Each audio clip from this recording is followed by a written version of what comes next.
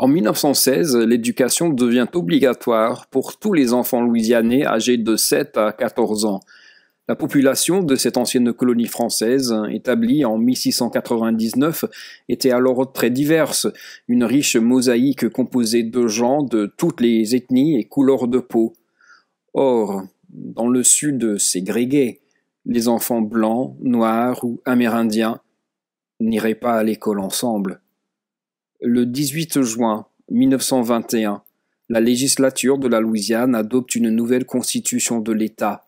L'anglais serait désormais la seule et unique langue de scolarisation, une langue imposée de force sur des dizaines de milliers d'enfants qui parlaient le français, le créole et d'autres langues. Un traumatisme collectif qui persiste jusqu'à nos jours.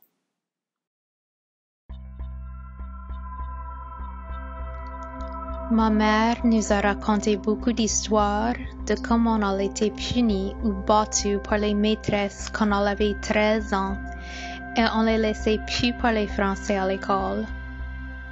Ça lui laissait des cicatrices. Mon père parlait souvent de comment il avait été discipliné parce qu'il parlait français à l'école élémentaire de Vidrine. Je me rappelle quand j'ai commencé l'école, premier livre avec d'autres enfants qui parlaient juste le français. Ils étaient punis et ne comprenaient pas pourquoi. C'était horrifique. J'étais juste une petite fille, mais je savais que c'était pas bon.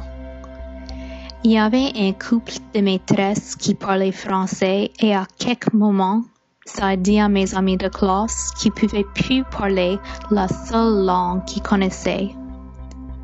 Ça me fait toujours mal au cœur et quand je me rappelle de ça, c'était honteux.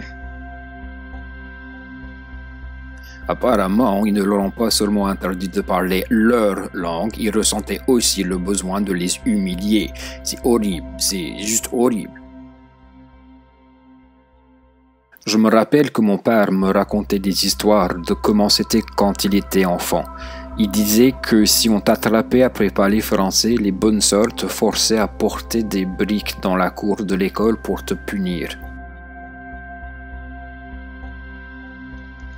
Je suis née à Lafayette. J'étais bilingue.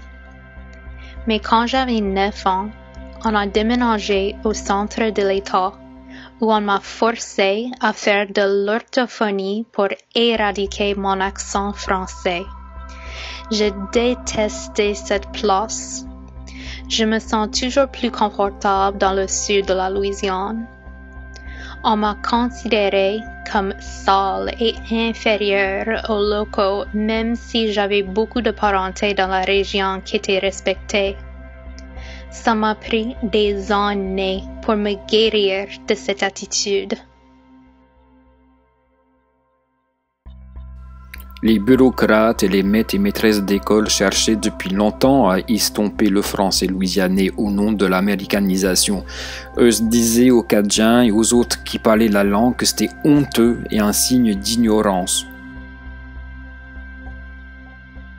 A century after the adoption of the Constitution of 1921, and despite the punishment, the shame, the ridicule, the stigma, the forced assimilation, and Americanization, French and Creole are still spoken in Louisiana.